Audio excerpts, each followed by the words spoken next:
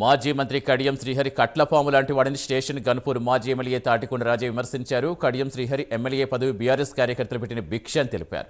Station Ghanpur నియోజకవర్గానికి ఉప ఎన్నికలు రావని ఓవైపు చెబుతూనే ఇంకోవైపు బీఆర్ఎస్కి డిపాజిట్లు దక్కవని శ్రీహరి అంటున్నారని ఎద్దేవా చేశారు.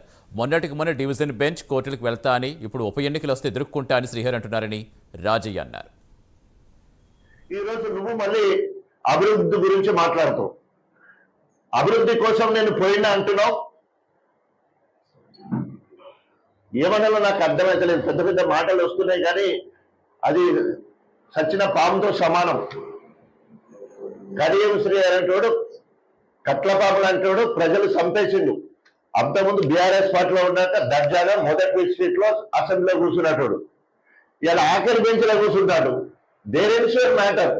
అయిపోయింది. నీ సంగతి అక్కడే ఉంది. మాట్లాడడానికి నీకు అవకాశం లేదు, వాయిస్ లేదు. మొన్ననేమో అంటావు అవసరమైతే డివిజన్ బెంచ్కి పోతా, సుప్రీంకోర్టు పోతాను మొన్నంటావు. ఉప ఎన్నికలు రావాలి ఇప్పుడు అంటావు. వస్తే డిపాజిట్లు రావంటావు.